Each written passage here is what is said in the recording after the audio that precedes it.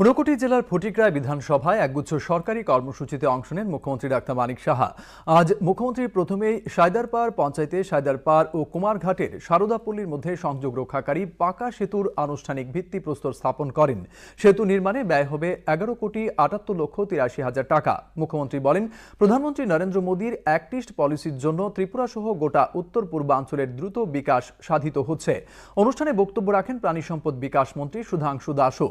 এছাড়া অনুষ্ঠানে উপস্থিত ছিলেন ঊনকোটি জেলা সভাধিপতি, জেলা শাসক, পুলিশ সুপার, পূর্ত দপ্তরের মুখ্য বাস্তুকার প্রমুখ। মুখ্যমন্ত্রী এদিন ফটিকরায় বিধানসভা কেন্দ্রের পূর্ব রাতাছড়া পঞ্চায়েতের পিএম শ্রী হাজিবাড়ি দ্বাদশ শ্রেণী বিদ্যালয়ে নবনির্মিত দ্বিতল ভবনের আনুষ্ঠানিক দ্বারোদ্ঘাটন করেন। এটি নির্মাণে ব্যয় হয়েছে 1,40,00,000 টাকা। মুখ্যমন্ত্রী আরও বলেন, মানুষের মুখে হাসি ফোটানোই বর্তমান রাজ্য সরকারের মুখ্য কাজ। অনুষ্ঠানে বক্তব্য রাখেন মন্ত্রী সুধাংশু দাস, জেলা শিক্ষা আধিকারিক প্রশান্ত কিলিকদার প্রমুখ। পৃথিবী তাদের হাতে থাকবে, এক একটা দেশে যার কাছে জ্ঞান বেশি থাকবে, জ্ঞান যত বেশি থাকবে তত বেশি। এখানে ওই ভূকর্ম হলে হবে চলবে না, খালি পড়াশোনা করলাম, ভালো রেজাল্ট করলাম 100%, ও লাভের লাভ হবে না। প্রকৃত শিক্ষা যেটা আমরা বলছি, সেই প্রকৃত শিক্ষা আমরা দিতে চাই আমাদের রাজ্যে।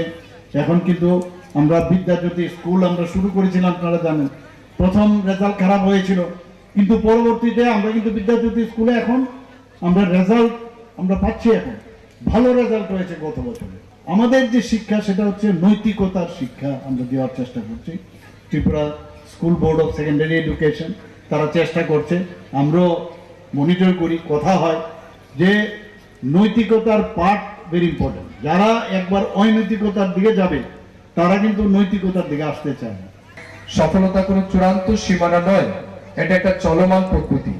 আমরা দেখেছি এই সময় রাজ্যের মাননীয় মুখ্যমন্ত্রীর হাত ধরে আমার বিধানসভা কেন্দ্রে বিশেষ করে গত 4-5 বছর শিক্ষা ক্ষেত্রে যে ব্যাপক উন্নয়ন আমরা করতে পেরেছি, এটা নিঃসন্দেহে অনেক বেশি প্রশংসার দাবি রাখে।